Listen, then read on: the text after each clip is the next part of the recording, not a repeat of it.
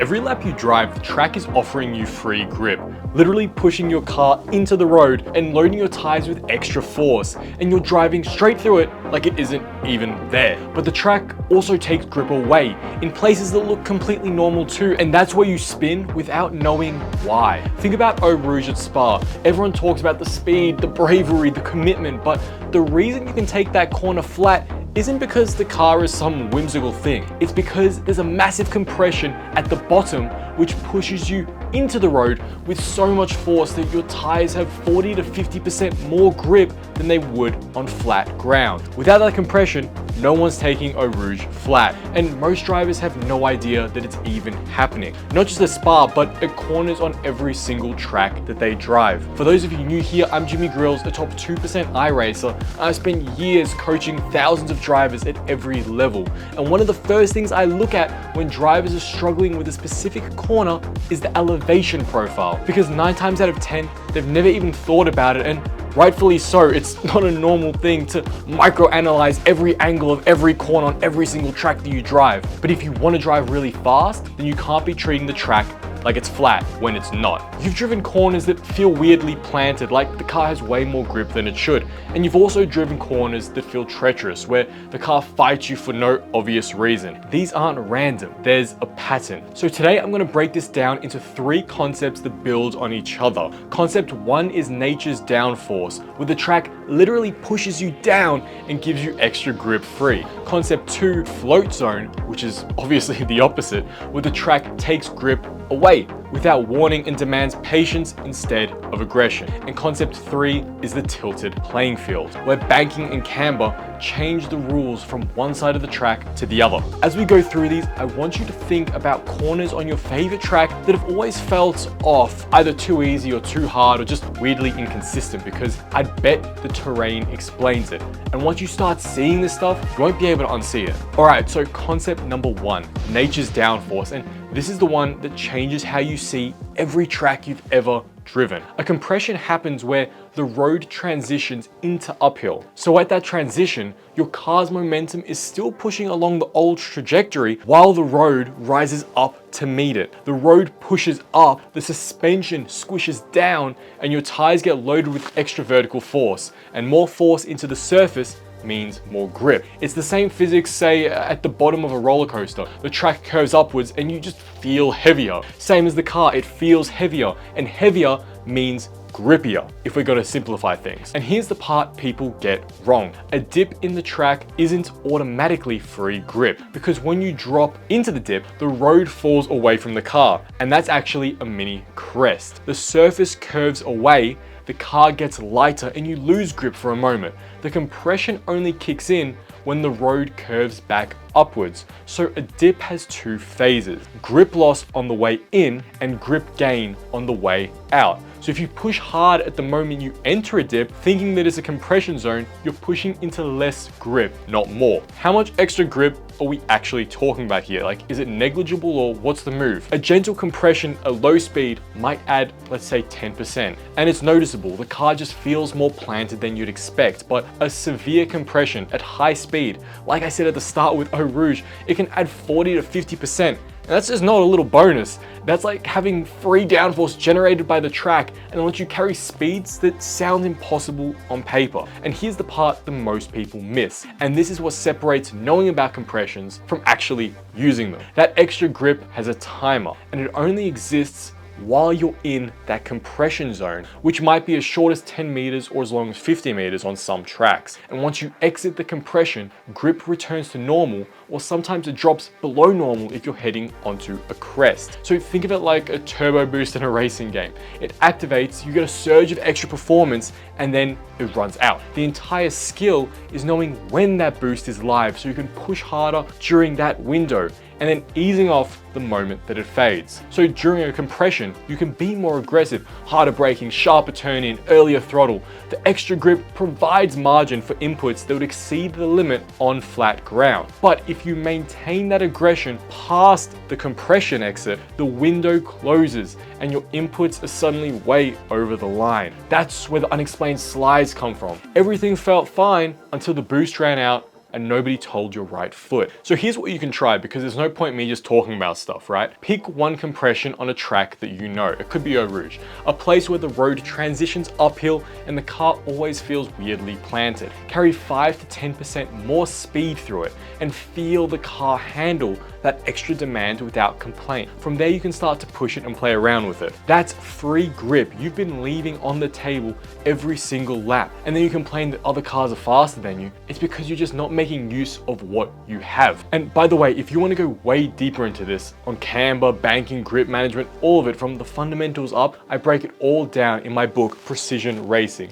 Links in the description, but let me keep going, because what the track gives, it also takes away. Concept number 2, float zone. If concept number 1 was the good news, then this is where the track starts to get a little dangerous. A crest is the opposite of a compression. It's where the road transitions uphill to downhill and the surface curves away from the car. So your momentum is still carrying along that old upward trajectory, but the road drops out from underneath you. So the tires partially unload, and in extreme cases like rallying, the car goes airborne. The steering goes light, the car feels dangerous, floaty and nervous, disconnected, and your available grip, it can drop by 30% or more just like that. You know that feeling when you're mid-corner and the car just suddenly goes light, the wheel loses feedback and the rear gets really twitchy and the whole thing just feels wrong? You didn't do anything different? That's a crest. You drove into a grip reduction zone at the same input level you had moments before. And those inputs that were perfectly fine on flat ground or a compression now exceed that available limit. The car was balanced, then it wasn't, and the thing that changed, it wasn't you, it was the terrain underneath you, and you just failed to recognize it and adapt. And here's where your instincts make it worse. The car feels light and starts to slide, so maybe you add more input, more steering, more brake, more something, because the car isn't doing what it was doing 5 meters ago and you need to fix it. Adding more input into less grip is exactly the wrong move. You're pushing further past the limit that just got smaller. So the rule over crests is patience. Less input, not more. Reduce your aggression 20 to 30% as you approach the crest. Keep everything smooth and gentle through the low grip zone and resume normal inputs once the grip comes back. The car will feel weird. Every instinct will scream at you to do more, but that discomfort is exactly how you know that it's working. Now, there's a specific situation worth calling out because it catches people constantly. If a corner has a crest after the geometric apex, and a lot of corners do, the play is to complete the rotation before the crest and then drive straight over it. Turning over a crest with reduced grip is just asking for understeer or snap oversteer. But if you drive straight over a crest, it's relatively stable because you're not demanding lateral grip from tires that just don't have it. So you adjust your apex and timing to account for the crest. Hit the apex a fraction early, complete your turn, straighten the wheel and drive over the crest with minimal steering angle.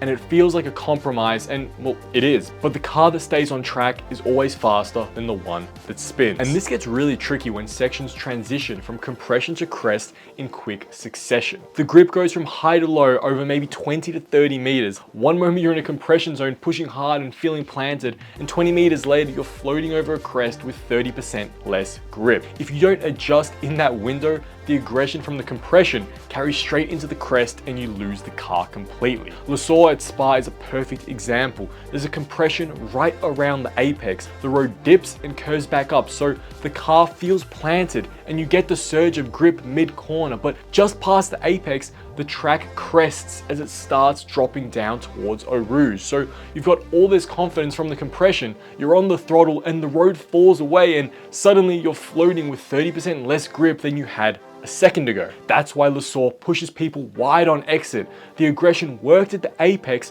carries straight into the crest and the car just runs out of road. The fix is simple in theory, just start dialing back your inputs before you hit the crest, not after, but that requires knowing the terrain in advance, which is the whole skill. Here's the drill. Find one crest on your track where you've had unexplained instability. The car felt fine and then suddenly it just didn't. Next session, deliberately reduce your inputs, let's say 20 to 30% approaching that spot. If the instability disappears, the terrain was the problem the entire time. So compressions give grip and crests take it, but there's one more way that the track changes the rules on you, and This one is completely invisible unless you know what to look for. This is concept 3, the tilted playing field, and this explains why some corners feel stable and planted, while others feel like they're actively trying to spit you off the track. Track camber or banking is the tilt of the road surface. When the outside of a corner is higher than the inside, that's positive camber or banking, and banking does something beautiful. It reduces gravity so that instead of pulling you straight down, some of that force pushes you into the track surface. More force into the surface, more tire load,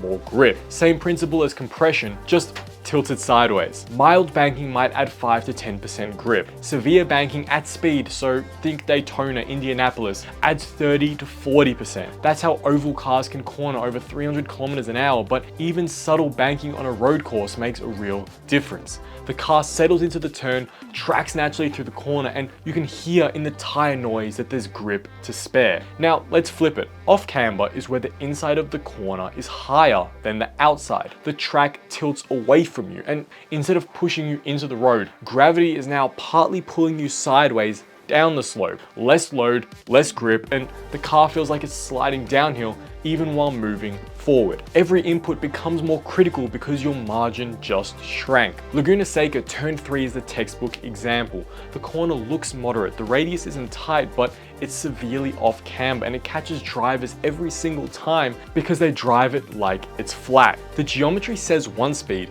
the camber says a completely different one. But here's where it genuinely gets tricky, and this is where the real lap time lives. Camber often changes through a single corner. A corner might start banked, give you confidence on entry, then transition to off camber, the exit. So you brake late, carrying speed, everything feels great, and then you get on throttle and the rear just steps out because the exit surface is tilted away and you didn't know it. The driver who recognizes that camber change adjusts to match. Aggressive where the banking provides margin, patient where the off camber takes it away. The driver who doesn't recognize it uses the same aggression throughout the entire corner and either leaves time on the table in the bank section or overcooks the off camber exit and crashes. Same corner, same car, different awareness and completely different lap times. And sometimes you can even adjust your line to stay in favorable camber for longer. If the outside of the corner has banking but the inside is off camber, running slightly wider keeps you in the banking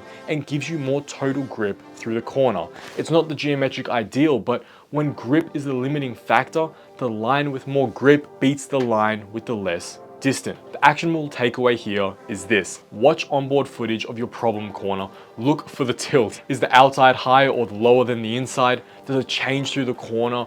Once you map the camber of the corner, you can adjust your aggression to match. Patient where it's off camber and assertive where it's banked. So let's connect all three because they're not separate ideas. They're one concept with three faces. Compression pushes you into the road and gives you free grip, but only for a moment. Crests lift you off the road and steal your grip without warning. And camber tilts the equation so the rule changes from one side of the track to the other. Three forms of the same physics, the track changing your vertical load, which changes your grip, which changes what's possible. And here's the real insight, the one that ties this all together. Most drivers treat every corner as if it exists flat, level surface. They learn one approach and apply it everywhere, but the track isn't flat. It's a grip landscape that's changing under your wheels every few meters, and the driver who reads that landscape has more grip in compressions, more control over crests, and better lines through cambered corners. Without changing their setup, without changing their car or anything about their fundamental technique,